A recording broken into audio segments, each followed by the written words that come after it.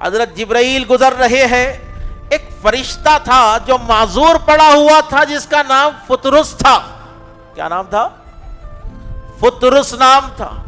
فطرس وہ پڑا ہوا تھا. اس نے کہا کہ جبرائیل کہاں پر جا رہے ہو؟ حضرت جبرائیل نے اسے دیکھ کر کہا کہ تیری یہ حالت کیسے؟ کہا کہ اللہ نے کچھ حکم فرمایا تھا، کچھ تساہل ہو گیا مجھ سے، اللہ کا عتاب مجھ پر نازل ہوا، میرے بالوں پر جل گئے، معذور پڑا ہوا ہوں، چوتھے آسمان کا فرشتہ ہوں، آج میں یہاں پر پڑا ہوا ہوں، اللہ کا عتاب مجھ پر نازل ہوا ہے.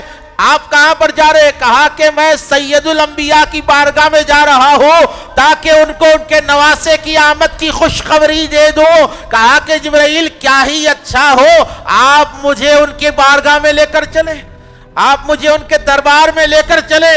حضرت جبرائیل نے کہا کہ ٹھیک ہے، ساتھ ہو جاؤ.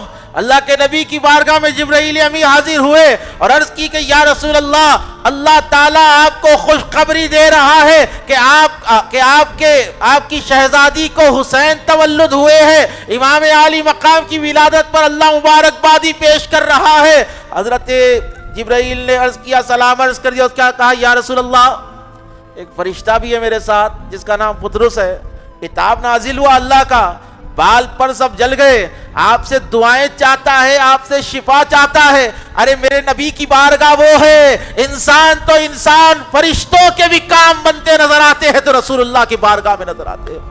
فرشتوں کو بھی شفا ملتی ہے، آسمان والے فرشتوں کو بھی شفا اگر ملتی ہے تو میرے نبی کے دربار سے ملتی ہے. کہا یا رسول اللہ، فطرس آیا ہے، پریشان حالت میں ہے، شفا چاہتا ہے. کہا فطرس کو بلاؤ، فطرس کو بلاؤ. صاحب روضۃ الشہداء کہتے ہیں فطرس کو بلایا گیا. فطرس نے کہا کہ یا رسول اللہ، میری حالت پر رحم فرمائیے، کرم فرمائیے، آپ کی بارگاہ میں آیا ہوا ہو. اللہ کے نبی علیہ السلام نے ارشاد فرمایا کہ فطرس قریب آ اور میرے حسین کے جسم کو اپنا جسم مل، اللہ تجھے شفا عطا فرما دے گا. امام عالی مقام ابھی پیدا ہی ہوئے ہیں، 2-3 دن کے ہیں. امام عالی مقام کے جسم سے فرشتے کا جسم لگا، امام عالی مقام کے جسم کی برکت سے اس فرشتے کو اللہ نے پر بھی عطا فرما دیے، بال بھی عطا فرما دیے. تو اس ذات کو حسین ابن علی کہتے ہیں. ارے جس کے نام نے اس دین کو زندہ کر دیا، اس نام میں کیفیت کیسی ہوگی، اس نام میں شان عظمت کیسی ہوگی.